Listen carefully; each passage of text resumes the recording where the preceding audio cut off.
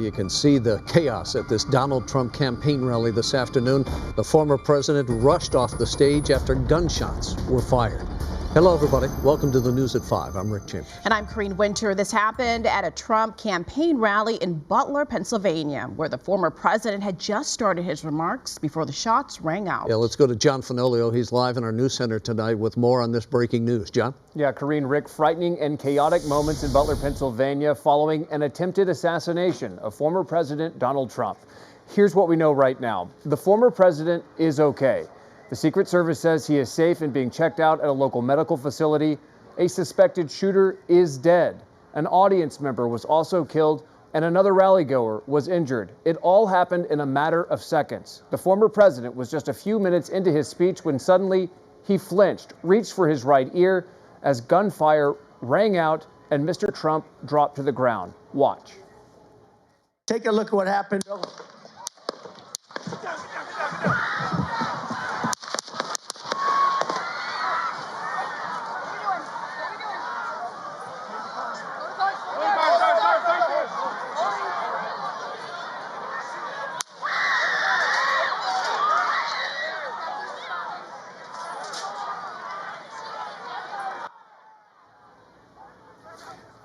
And you can hear the screaming as Secret Service agents rush the stage. The president there on the ground on the stage floor as agents in suits rush around him. You can also see armed Secret Service agents with their automatic weapons. Of course, those are the counter-assault and terrorism team Secret Service agents, the CAT teams. Those are the guys with the automatic weapons.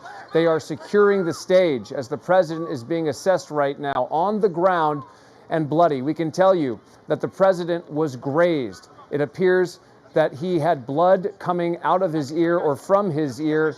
And in just a moment, you're going to see as they are standing the president up right now, you can see he looks rattled. You can see blood coming out of the right side of his ear. And right now you see these agents huddled around him. They are essentially checking him head to toe, doing an initial assessment, just making sure he doesn't have any other visible injuries, anything like that. You can see the president pumping his fist right there. He is essentially telling the crowd he is okay. But this massive Secret Service agents now whisking him off the stage, totally surrounding him, of course, to prevent any other injuries, any other potential gunfire. They walk him down the stairs, and you can see some in the crowd are clapping, but very tense moments. The president there under the safety of Secret Service agents, they rush him into that awaiting SUV. Again, you can see the counterterrorism and assault team members there with their automatic weapons. The president is put into this armored SUV, and he is whisked away. There you have it. He's pumping his fist one more time before he is put into that SUV and taken to a local medical facility. We can tell you right now that the Butler County District Attorney says that a suspected shooter has been killed. One audience member was also killed and another was injured. We can also tell you that right now this is reverberating across the political world. President Biden has been briefed. Vice President Kamala Harris has also been briefed. And other lawmakers as well have also been briefed. We can also tell you that the president's spokesperson, a spokesperson for the Trump campaign, posting on X that the President Trump thanks local law enforcement and first responders for their quick actions during this heinous act. He says, quote, he is fine and being checked out at a local medical facility.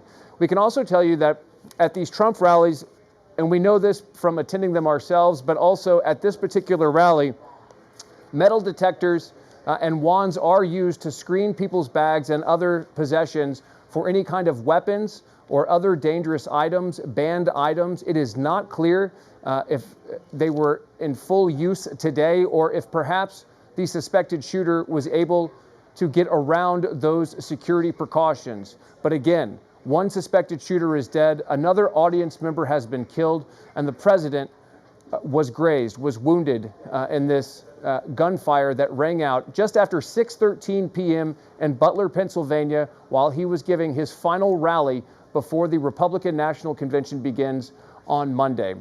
The political world, of course, also responding. We can tell you that Governor Gavin Newsom is also responding right now. He just issued a statement saying that violence has no place in our democracy and that his thoughts are with former President Trump and all those affected by this incident. We're going to continue to follow this breaking news and bring you the latest developments as soon as we have them. We are, of course, waiting to see what happens next. Butler County, Pennsylvania, the site of this rally is going to be now the ground zero of an intense investigation to try and understand how a shooter could get this close to a former president of the United States and open fire. Rick Kareen, sending it back to you. All right, John, thank you for that. On the phone right now is former Secret Service agent Ron Williams. Ron, we talked about half an hour ago about what transpired in Butler, Pennsylvania to now. Can you recap the actions taken by those agents up on the stage? Well, they are the inner circle of a concircular ring of security. Their responsibility in an emergency is to cover the president and evacuate. That's their primary function. They're not going to stand and fight unless they have to. In other words, their mission is to cover and evacuate and get him out of there as quickly as possible, and that's what they did. Ron, you take a look at this video. We've seen it numerous times already, and each time it is just as frightening as the first time, someone sees something like this. It's historic. Donald Trump has so many rallies and he is surrounded by beloved supporters. And this is the last thing anyone imagined could happen here. But talk about the training that goes into this. Secret Service, this is something that they train for and they jumped in quickly. It's like textbook the way they were able to whisk him off the stage. Talk about how those procedures really help to protect him and perhaps save more lives. Well, the Secret Service does what they call AOPs, which is attack on principle in their training, and they're put through all kinds of different scenarios. One scenario is like the Black Panther leader was shot from one side, shots were fired, and the shooter appeared from the other side. So the concept is a 360 surrounding on the inner perimeter by agents assigned to immediately respond in an emergency situation to cover and evacuate. That's their primary task. Get him out of there, which is what they did. The outer perimeter is usually manned by local law enforcement. That's the outer perimeter circle, and then the middle circle would be your checkpoints where they check people for their baggage and hand one. The problem is, ghost guns and plastic guns are sometimes used to circumvent metal detectors and wands, and that's where that's a high risk area. Ron, you talked about the agents and we're watching them all grouped around the former president and usher him off the stage. You said before that you thought that they were checking his body to see if there were any wounds that were noticeable. And when we think back to the assassination attempt on Ronald Reagan, they didn't realize he had been shot until they got him into the limousine and were already heading down the street and away from the hospital. Is this something that has been incorporated now into their routine since that time? Yes. If you saw the agents, when they were getting him off the stage, one of the agents was touching him and feeling him to see if there was any blood anywhere else. They put into effect the diamond formation, which is one or two agents in front, one each on the side, and two in the back to cover the backside as they exited. But the one agent, if you saw or looked at it, he was touching the President Trump all over to see if he could find any other blood. Yeah.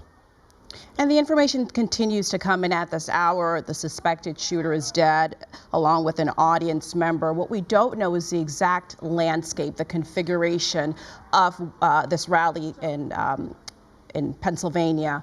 Earlier reports indicated that it was near a fairgrounds area, that it was quite flat. So it makes you wonder that suspected shooter, was he actually inside in attendance? Did the shots come from somewhere outside of that perimeter? Can you shed light on that? Well, it's too premature right now. An investigation will, determine exactly where he was, the shooter was. If he was, off to the side of the stage, there would have been at least one or two agents in the close proximity of the shooter if he was in the first string of spectators. But I heard, I guess there were 8 shots fired. Okay. That's what I'm hearing. And but I think the agents responded quickly, and they got him out of there. And thank God that he wasn't hurt any more serious than he was. And Ron, we understand that Secret Service obviously is in charge of the on the ground and on the stage there, but there were also a number of other police agencies there as well. And you also had snipers up on the rooftops just across the street from this event. Right. They could be the local police counter snipers, or they could be the counter sniper unit from Secret Service. I don't know if Trump has been afforded that style of protection. Usually, they don't give presidential candidates full presidential protection until after they're named as the like RNC candidate for president. But he's had a lot of threats. The Secret Service does track threats and investigates every threat that appears to be a serious threat. So it wouldn't surprise me if this guy that fired the shots wasn't on somebody's radar screen. And we saw former President Trump pumping his fist in the air as he exited the stage with those Secret Service agents. There are reports that his family members who are with him at the hospital now have told the media he will not be discouraged in any way. He's going to continue fighting on. Of course, this happens just days before the Republican convention that's set for Monday. You can just imagine, Ron, the discussions now being held behind the scenes just to make sure something like this does not happen there. Oh, absolutely. But that arena is going to be closely monitored with that crowd probably was not a ticketed crowd. In other words, people showed up and they got inside the perimeter by going through checkpoints. At the convention center, everybody will be ticketed and they'll know exactly who goes into that arena. And up on the stage, Ron, when he takes the stage in Milwaukee, do they put up some sort of maybe a plexiglass buffer between the podium and the crowd, or do they allow him to walk onto the stage now and just stand at the podium with very little between himself and the audience? Well, the podium is probably going to be a bulletproof podium. They're trained to duck behind that if the shots are fired. And I don't think they're going to be putting up plexiglass, but bulletproof glass.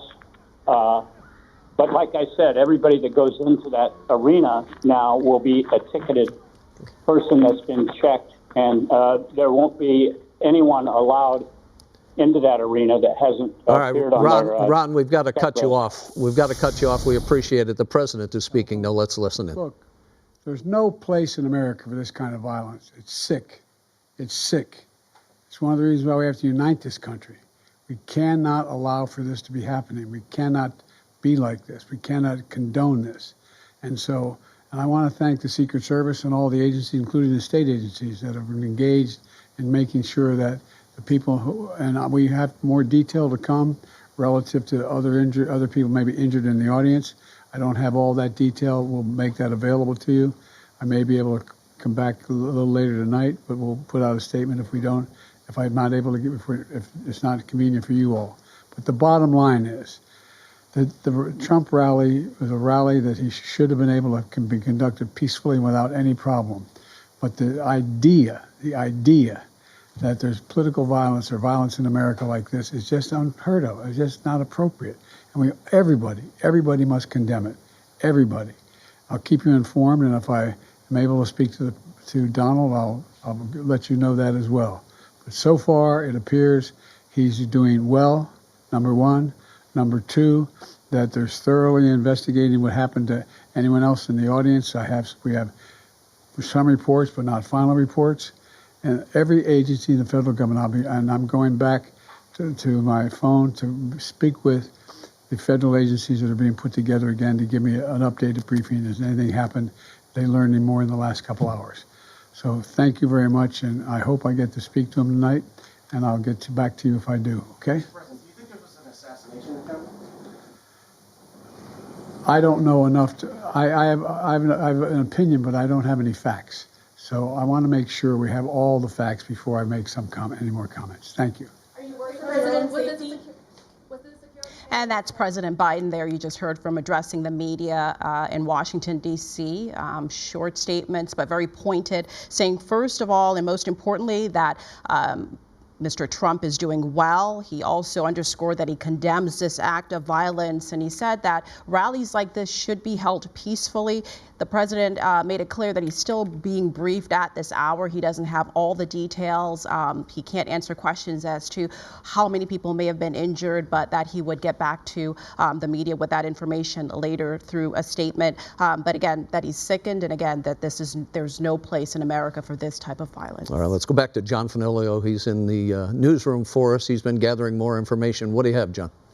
Yeah, Karine, Rick, we're talking about the security at this rally in Butler, Pennsylvania. We know from the Secret Service that everyone coming into this rally is required to go through metal detectors and have their bags and other items searched for weapons and other banned items. Now, it's not clear if this suspected shooter was able to bypass those security measures. It's not clear if the suspected shooter possibly had what's called a ghost gun, essentially one that's undetectable perhaps by these metal detectors.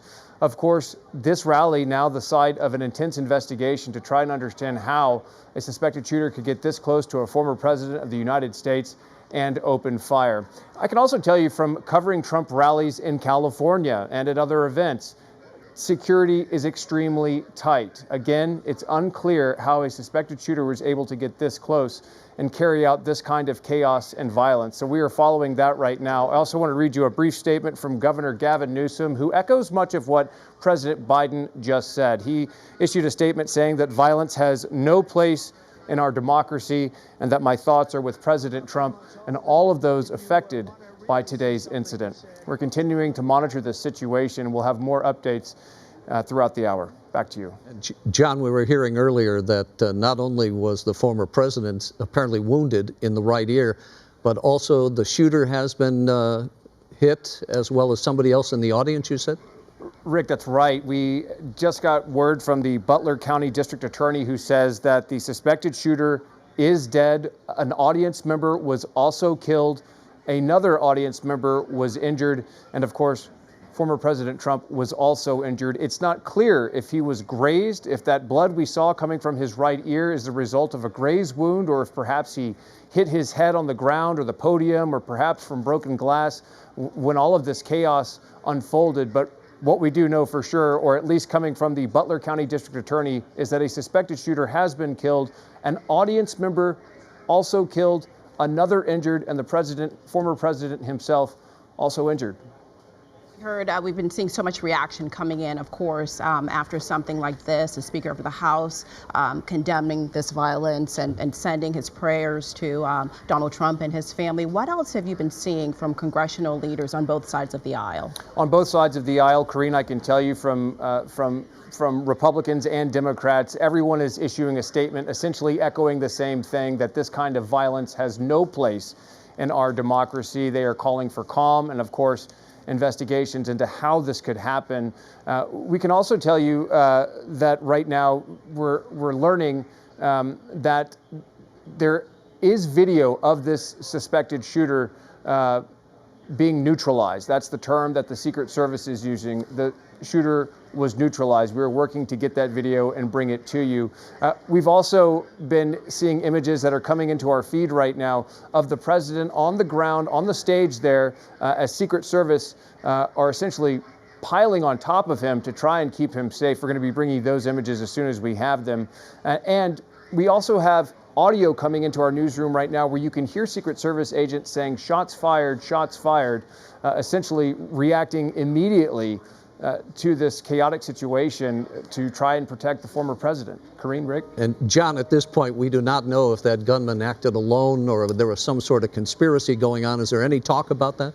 All we know right now, Rick, is that the Secret Service is leading this investigation, but of course, other federal law enforcement agencies are involved, and that includes the Federal Bureau of Investigation, ATF, and Department of Homeland Security, all converging on Butler, Pennsylvania right now to try to get to the bottom of how this could happen, how a suspected shooter could get this close to a former president of the United States. And it's worth noting, too, that all of this is happening just 2 days before the Republican National Convention in Milwaukee, Wisconsin. This was supposed to be former President Trump's last rally before the convention begins, before a week of events unfolds, including the possible revealing of former President Trump's pick for vice president.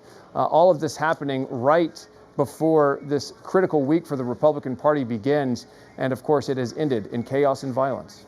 All right, John, we'll be talking to you throughout the evening, and stay with us here at KTLA for continuing coverage of this breaking story. The latest developments at any time, you just head over to KTLA.com or download the KTLA 5 app. We're going to take a quick break. Don't go anywhere. We'll be right back.